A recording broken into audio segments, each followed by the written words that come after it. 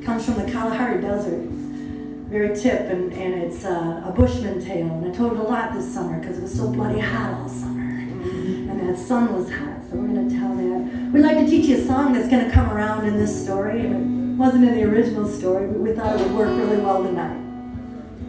You are my sunshine, my only sunshine. You make me happy when skies are gray. Rough, it's rough being a dog. Try that with me. Rough, it's rough being a dog.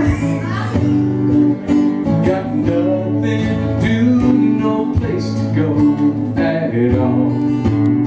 I think I'll take a little drink out of my bowl. Rough, it's rough being a dog.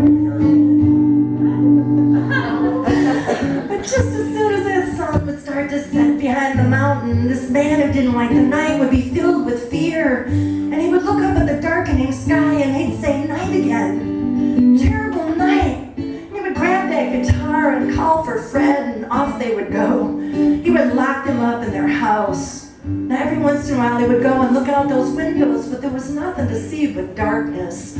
So he would blow out his lamp and pull those covers over his head. One morning, he got up when the sun rose.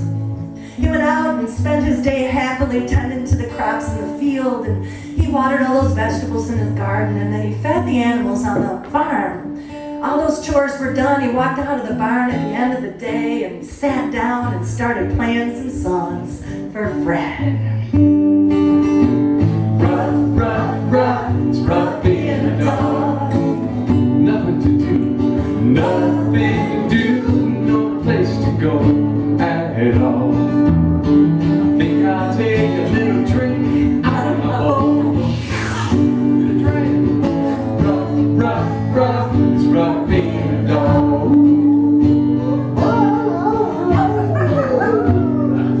Well, they got so carried away with the song that night that they lost all track of time. And the next time he looked up, that sun had already set behind the mountain, and he was filled with fear and said, "There's that night again. Terrible night." He grabbed the guitar and called for Fred, and they were headed for home to lock themselves up in that house. But he got an idea before he entered the house. He remembered something his mom had told him when he was just a little boy. One night she was putting him to bed and she said, "Honey, you shouldn't be afraid of the night. The night's a really nice lady." He remembered looking up at his mom and thinking how funny that was, and thinking maybe she was just saying that so he would go to sleep that night. But then he remembered she had never lied to him.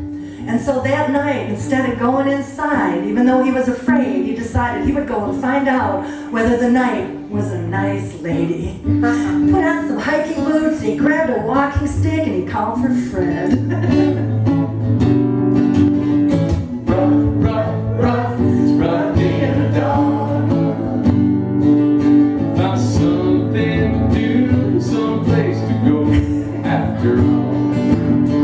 Think I'll take a little drink out of my bowl.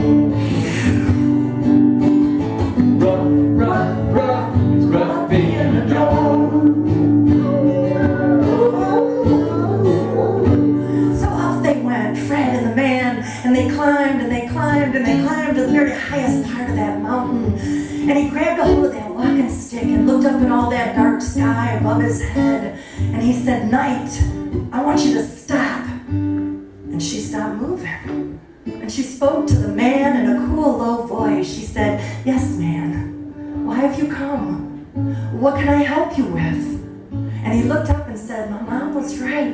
You are a really nice lady. But I don't like you. When you come